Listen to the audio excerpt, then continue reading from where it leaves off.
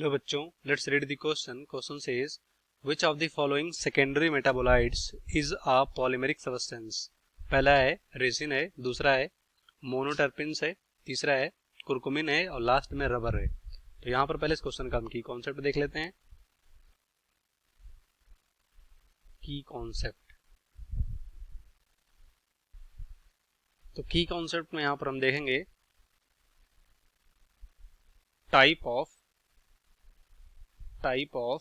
Metabolites.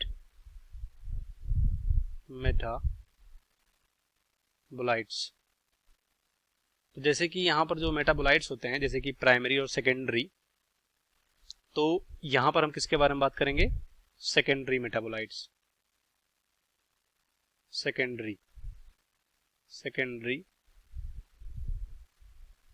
Metabolite.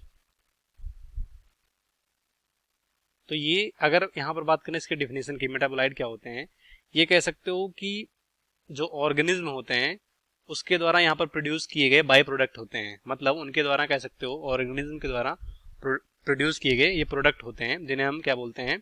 Metabolites बोलते हैं। अब सेकेंडरी मेटाबोलाइट्स बात करें प्लांट में, तो अगर यहाँ पर इसके डिफिनेशन लिखे सेकेंडरी मेटाबोलाइट क्या होते हैं, तो सेकेंडरी मेटाबोलाइट कह सकते हो यहाँ पर ऐसे कह सकते हो कि मेटाबोलाइट्स होते हैं जो कि not directly involved in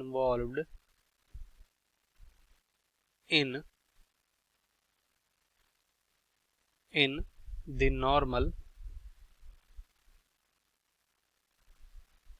normal growth and development and reproduction. मतलब ऐसे कह सकते हो मेटाबोलाइट्स होते हैं सेकेंडरी मेटाबोलाइट्स जो कि डायरेक्टली इन्वॉल्व नहीं होते normal growth, development and reproduction में। तो इन्हीं को यहाँ पर बोलते हैं सेकेंडरी मेटाबोलाइट। जैसे कि यहाँ पर प्लांट में होते हैं, जैसे कि रबर हो गया, एल्कलॉइड, ये जो आते हैं डिफरेंट टाइप के, तो यही सब क्या होते हैं? सेकेंडरी मेटाबोलाइट्स होते हैं। और ये कभी कभी कह सकते हो प्राइमरी मेटाबोलाइट से भी बनते हैं। तो यहाँ पर बोला गया है कि सेकेंडरी मेटाबोलाइट जो है वो पॉलीमेरिक सब्सटेंस है, मतलब वो बहुत सारे यूनिट से मिलकर बना हुआ है। इन चारों में से कौन सा ऐसा है? तो अगर यहाँ पर एक एक देखें, यहाँ पर देखें कि जो यहाँ पर हमारा पहला है रेजिन्स, तो रेजिन्स यहाँ पर अगर पहला ऑप्शन यहाँ पर डिस्कस करें रेजिन्स, तो रेजिन्स यहाँ पर कह सकते हो ये पॉइजन्स होता है। क्या होता है? पॉइजन, टॉक्सिक बोल सकते हो या पॉइजन बोल सकते हो, जो जैसे कि यहाँ पर कैस्टर बीन्स में देखने को मिलता है, कैस्टर बीन में देखने को मिलता है। और ये कह सकते हो पॉलीमेरिक नेचर का नहीं होता है, तो ये गलत होगा। दूसरा यहाँ पर है मोनोटर्पिन्स।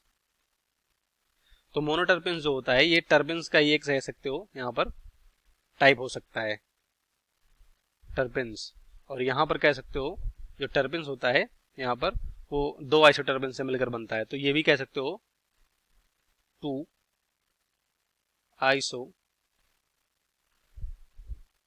से मिलकर बनता है, तो ये भी पॉलीमरिक नेचर का नहीं है, तो हमारा मोनोटर्पिन्स भी क्या हो जाएगा? गलत हो जाएगा। उसके बाद तीसरा यहाँ पर है जिसे क्या बोला गया है? कुरकुमिन बोला गया है। तो कुरकुमिन यहाँ पर कह सकते हो कुरकुमा लौंगा में देखने को मिलता है, कुरकुमा लौंगा। तो इससे ये कह सकते हो ऑब्टेन होता है, तो ये भी कह सकते हो यहाँ पर पॉलीमेरिक नेचर का नहीं होता है, तो ये भी गलत हो जाएगा। और लास्ट में रबर है, तो रबर जो यहाँ पर है वो कह सकते हो ये पॉलीमेरिक नेचर का होता है, और यहाँ पर कह सकते हो ये रबर प्लांट से निकाला जाता है। और इसमें जो कह सकते हो यूनिट होता है वो लेटेक्स होता है। क्या होता है? लेटेक्स। तो यही कह सकते हो यहाँ पर क्या है? ये पॉलीमेरिक नेचर का होता है, और यही हमारा इस क्वेश्चन का क्या होगा? आंसर होगा। और यहाँ जिस प्लांट से निकाला जाता है, अगर उसका यहाँ पर आंसर लिखें, मतलब उसका नाम लिखें यहाँ पर, तो उसका नाम है हीबिया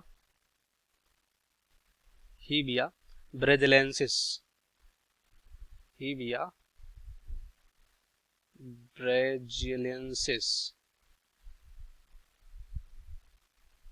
ये इसका नाम होता है। इससे यहाँ पर रबर निकाला जाता है और ये पॉलीमेरिक नेचर का होता है, तो ये राइट होगा। इस क्वेश्चन का राइट ऑप्शन 4 होगा, बाकी सभी गलत हो जाएंगे। Hope you understood it well. Best of luck. Thank you.